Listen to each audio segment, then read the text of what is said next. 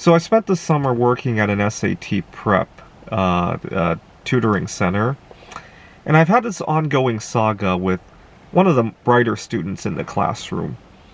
So we have a very crowded classroom to begin with. You got to understand, Bellevue, Washington, real estate is very expensive here, and there's a lot of pent-up demand for SAT prep because, let's face it, we haven't been able to meet up in person for 2 years leading up to this.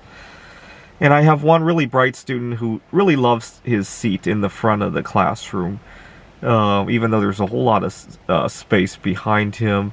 And it makes it really uncomfortable for me because instead of setting up my computer, my books in front of me, now I have to put them in this table to the side.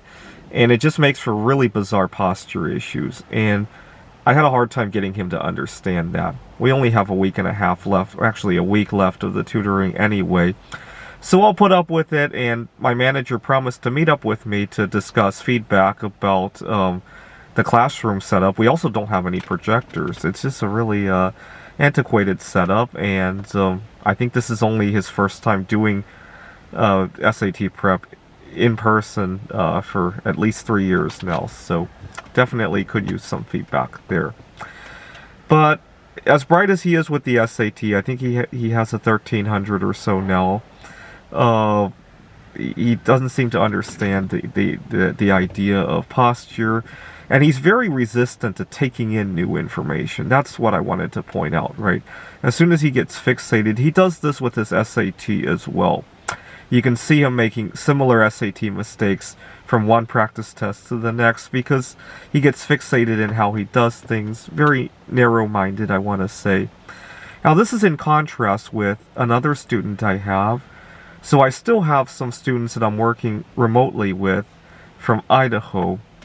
And one day, his writing, the student that I'm working with, his writing teacher was away for some reason and needed me to fill in. And I'm looking at him writing essay about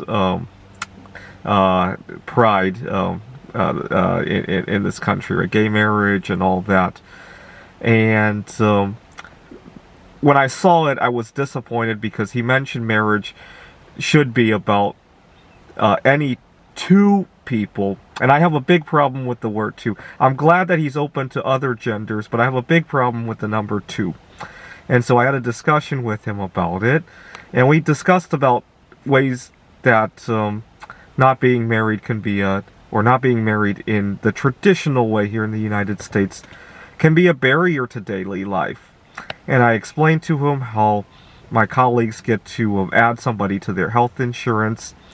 And my student, who's 12, 13 years old, says, well, don't you have a friend you want to add? What if your friend became unemployed for some time or had some kind of crisis going on, got COVID and all that? And he doesn't realize you can't just randomly add another person. Now, I was telling a coworker of mine here in Seattle about this dialogue we had, and my coworker thought my student in Idaho was just very uneducated. No, I actually think the problem was that he's indoctrinated. He's very educated in how things should work. But just gives me a taste. Seattle is very indoctrinated. Wallace, Idaho might be very educated. So the sooner I get out of this big city, the better I'll feel. Thanks for watching.